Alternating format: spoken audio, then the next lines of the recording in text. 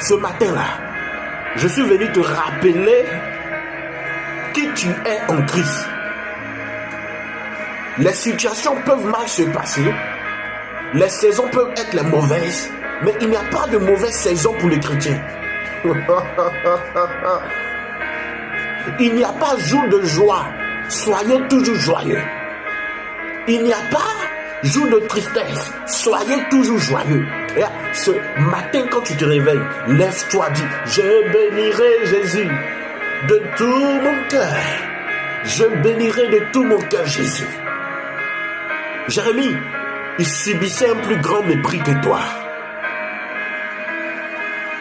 Joseph, il a subi un plus grand mépris que toi. À cause de l'amour de Jésus. C'est pas à cause de l'amour de quelqu'un d'autre. C'est à cause de l'amour de Jésus. Il dit croyez en Jésus. Non, les chrétiens du 21e siècle, on est trop classe. Les chrétiens chocos, on organise des événements et toujours, c'est nous on pleure toujours dépression. Attends, est-ce que c'est le même Jésus que David y priait? Jérémie, dans Lamentation 3, à partir du verset 6, là c'est tellement beau, magnifique. Au verset 22, il dit, oh, les bontés de l'Éternel se renouvellent chaque matin.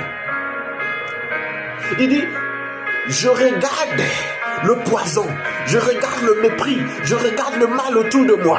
Mais voici ce que je vais repasser dans mon cœur. Le Dieu que je prie, c'est le Dieu de David, le Dieu d'Abraham, de Jacob, d'Isaac. C'est le meilleur Dieu. Il n'y a pas son deux, il n'y a pas son comparable. Il n'y a pas son comparable. Il est l'unique Dieu. Et puis moi, je l'adore. Et puis c'est moi, je suis malheureux. Ce matin, je suis venu te rappeler, est-ce que tu es chrétien? Est-ce que tu es vraiment disciple de Jésus? Est-ce que tu es vraiment disciple de Jésus? Parce que Jésus nous a parlé, il nous a prévenus. On est déjà en 2000, on est déjà en mars 2026. 2026 là, c'est mon année. Ils ont affiché dans ton église année de bonheur, année de voyager pour aller où? On est en masse, personne n'est pas encore dragué, on t'a promis le mariage.